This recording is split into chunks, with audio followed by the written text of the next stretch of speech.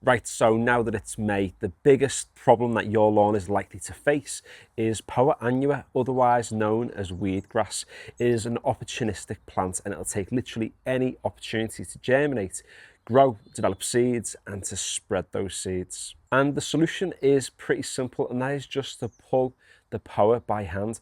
Unfortunately, in the UK, we don't have a chemical that we can spray that'll kill the poa but leave the rest of our lawns intact. So that just leaves you with a kitchen fork having to go around taking out as many of those grass plants as you can. And spotting it in your lawn is quite easy too, because poa has quite distinctive seed heads that start to grow, and they tend to grow laterally as opposed to vertically in the lawn. And that way what it tries to do is to stay underneath the canopy of the rest of the grasses in the hopes that you kind of don't spot it, leave it, those seeds drop, and more poa plants eventually come through. When you pull them by hand, the likelihood is you're going to take out around about 95% of the poa. Yeah, you're going to leave a little bit knocking about still that you're probably going to miss as you're on your hands and knees for like an hour or two. But those plants will be really easy to eventually spot and pick as the year goes on. So one big monster pick now means just a few little tiny picks throughout the rest of the year. Now the act of picking poa is kind of a problem, because what it does is it encourages more poa to grow.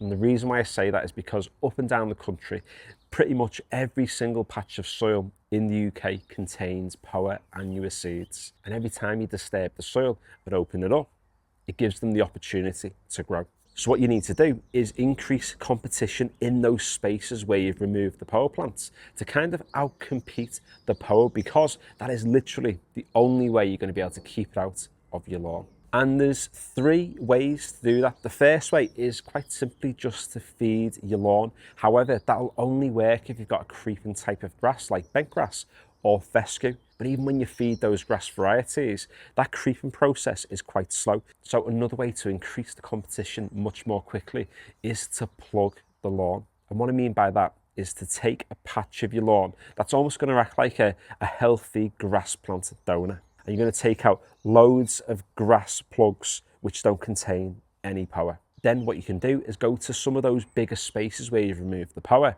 and take out as many plugs as possible and fill them with those healthy green plugs you've taken from your donor patch. Because what you're doing there is reducing significantly how much exposed soil there is on the surface, which will significantly fight back against that poa competition. Then what you can do with that donor space is put the soil cores in that you've taken from where you've removed the poa and overseed that patch. And if you want those seeds to germinate really fast, get a bit of landscaping fleece, lash it over the top, keep it well watered for the next 2-3 weeks till those seeds come through, and the plants will eventually fill that space in almost as if nothing ever happens. And you'll have a concentrated space in that donor patch where it's more likely to get poa because of that exposed soil, which means it's much more easy to keep on top of it if any of those plants start to come through. What I would recommend though is that if you do plug the spaces where you've removed the poa, then still get on with a little bit of seed around the perimeter anywhere where there is exposed soil, because again, it's about increasing that competition. So with those grass plugs bedding in